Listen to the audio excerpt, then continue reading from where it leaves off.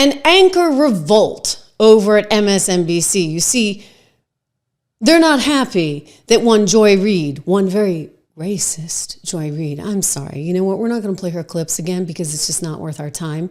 But just to summarize, this is a woman who told everybody at Thanksgiving that they should absolutely, positively not go to their family's home if the family had voted for Trump, because somehow the family is a threat to society. She is somebody who talked about Trump in terms of him being like Hitler, Mussolini. I mean, she said a lot of crazy, really heinous stuff. She also said that she was done with white women.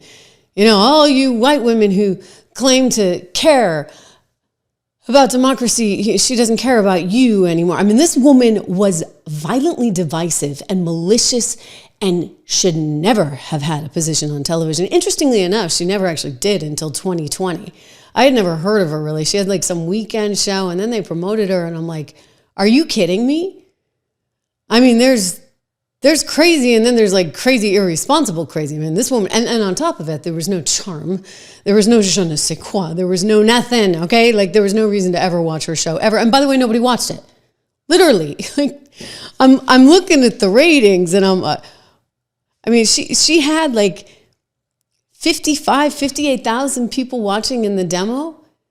That's like cable news HELL. Like you never want to be in that vicinity ever.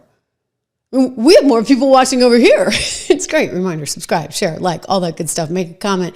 I am looking at your comments live in real time because it's a live edition of the show. Anyway, Rachel Maddow is totally losing it because they fired her gal pal, Joy Reid. And so she goes on TV last night, and this is incredible. Okay, this woman is making, I guess she just took a pay cut of $5 million. She was making $30 million, and now she's down to $25 million for one show a week. I mean, she's doing a special stint here for the first 100 days of the administration because, you know, we all want to see Rachel Maddow more, not.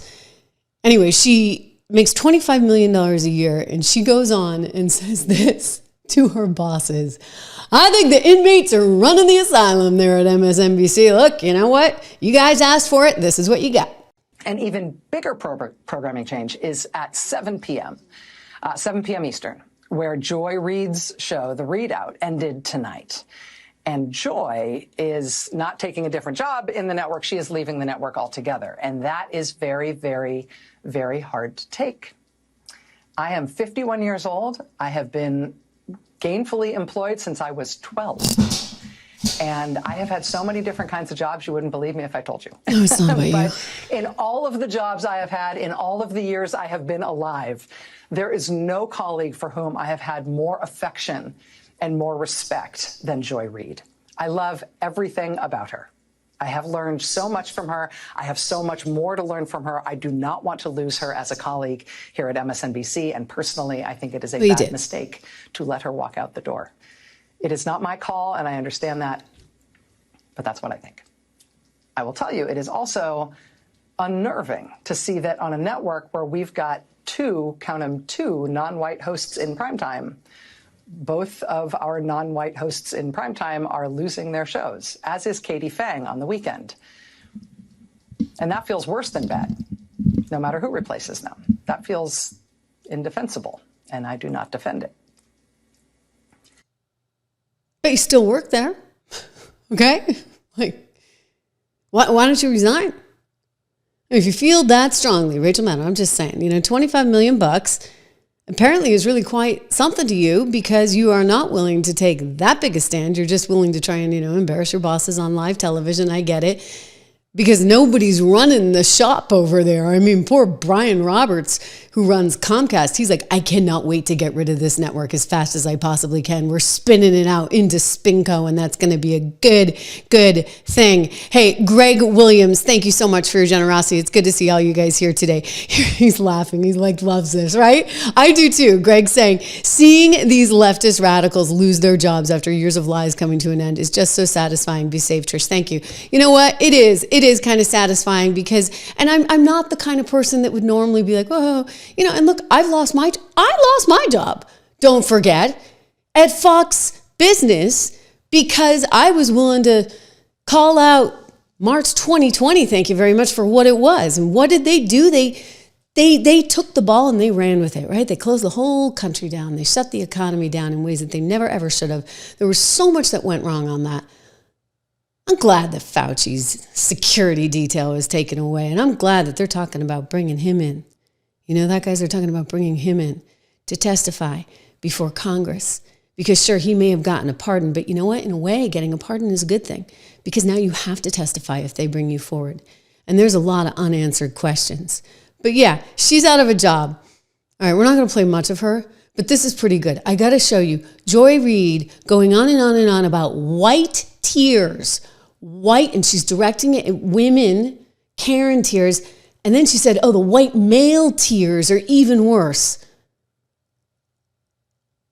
I mean, this woman was bad news. Bad news. It is a good thing for the United States of America that she is off the air. You'll get my drift when you see this. There's a thing about both white vigilantism and white tears, particularly male white tears. Really white tears in general, because that's what Karens are, right? They Karen out, and then as soon as they get caught, it's like, Green Waterworks. White men can get away with that too. And it has the same effect. My show had value, and that, I'm sorry, that what I was doing had value. And in the end, I'm sorry, I try not to cry on TV. Can I just say, you know, Joy, tears are tears, okay? Whether they're white women whom you like to call Karens, or white men who you just want to hate on all day long, 365 days a year, or whether they're your tears. Tears are the same, because you know what? We are all flesh and blood. What should define us, and what hopefully will define us in a new administration with a new person at the top who's cleaning house, what defines us is that we're all American. We're patriots. We're patriots first. This division stuff has to stop, okay? So they're all out on their heels, and that's good news. So what if Rachel Maddow's furious? So what? Meanwhile, you got some other sour grapes from some other old hosts who also had lousy ratings on the network. I had never even heard of some of these people. Tiffany something, she used to apparently have a show there. And they're rallying to Joy Reid's side. And what are they saying? It's racism. It's racism. Well, guess what, guys? You know what? We're living in a new era where DEI is non-existent, which means you actually have to survive on your ratings. And your ratings, Joy Reid, were abysmal. Because I'm going to try to stop myself from delivering some 4-letter words. But I'm going to just say, don't watch where you're not welcome. Don't shop where they won't hire you. The same thing they say. Don't even hate watch.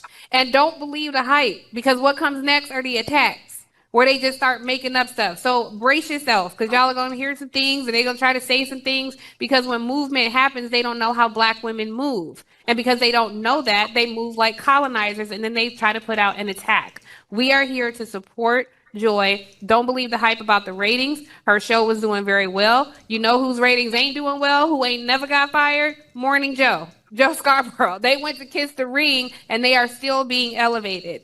I could say a lot about other ratings, but if you look at them, Joy's show has rated very well. She's always done well. There are people in positions of power who do not like her opinions and truth-telling courage. When she spoke about what was happening in Gaza, among a lot of other things. And I am proud to call you my sister. Okay, so a couple things there. Yeah, the Gaza stuff was kind of inappropriate, especially when you had Jewish students on campuses getting attacked and Joy Reid kind of egging that on. So yeah, kind of a big problem there. You also had this constant division that she was selling, which was also another big problem. And then for this woman to say, oh, it's not about ratings, I'm sorry. You know what it is. And for you to try to compare Joy Reid's show, which aired at night, with Morning Joe and say, well, they're staying in their jobs because they're white and they went down to Mar-a-Lago versus Joy. Like, it's just so fundamentally wrong. And I can tell you this because, I've spent enough years in the cable news industry to know how ratings work. You see, in the morning, they're really, really, really, really tiny. And the whole idea is they grow until you get to the big show that comes in the evening where she was, and she couldn't deliver with her lousy 58,000 viewers tuning in. Come on. I mean, these guys are worried too, though. We could all be fired a year from now. Whenever this happens, you never know what's going to happen. No, you never know. And they did go down and kiss the ring, and they probably are a little bit politically more savvy. But in terms of white, black, whatever, let me tell you, if Joy Reid was kicking butt and she actually had ratings at night, they wouldn't have fired her.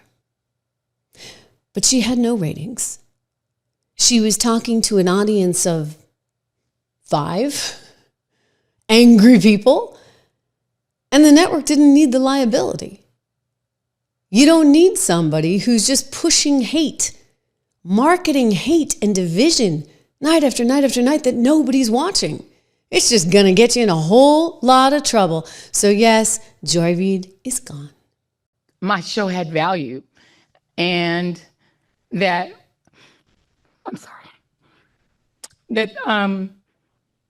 what I was doing had value. And in the end, I try not to cry on TV. And this is kind of like me on TV, so I apologize.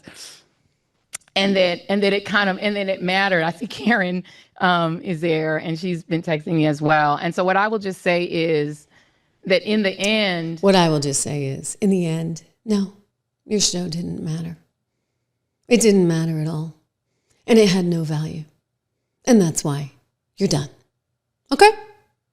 And we don't need to talk. I mean, the one loss for us, guys, is that we can't talk about her anymore. She said so many crazy things. She provided us with all kinds of material, right? And yeah, I think The View is next. And what are we going to do then, right? Because then I can't show you all the crazies out there. Anyway, a quick shout out. We got to get to this Bongino stuff. I want to tell you, this is wild. You have FBI whistleblowers coming forward right now and saying that as we speak, they are trying to get rid of all the files that would be, incriminating. And so Dan's going in there, and he's an honest broker, and so is Cash, and they want to blow this all wide open. But my concern, my real fear right now is that time is not on their side. They've got to move quickly, okay? They've really, really got to move quickly. I'm going to get to the reasons for that in just a moment. First, a quick shout out from one of our great sponsors here. They help us bring you this show for free. And by the way, I love gold. I'm hoping all the gold is there in Fort Knox, by the way. So Doge is going to do an audit. And Elon's tweeting, ooh, is it there, is it not? It better be there. A lot of concern, right? Because it's actually not been audited in some 50 years. Anyway, I guess that would drive the gold price up. If you're interested in investing in gold, and I think you should be, it's something we talk a lot about at 76 Research. It's just one of those basic things that should be in everybody's portfolio for a variety of reasons. One, you have emerging market countries that are trying to diversify out of treasury bonds. Two, you want to be able to hedge yourself against all the inflation that's still, unfortunately, like it or not, still probably coming our way. Even if you're growing at 2.5% a year, as the Fed would like, you still got inflation, right? And then the third thing being that, it helps protect against some kind of Armageddon, which hopefully we never have. But nonetheless, I sleep better at night knowing that I have a percentage of my portfolio invested in gold. You should check this out because I have a special offer for fans of the Trish Regan Show. Just use my name. Text Trish to 65532 or call them at 1-844-495-1115. You can get up to $15,000 worth of free silver, or just go to trishlovesgold.com today. trishlovesgold.com. You can remember that, right?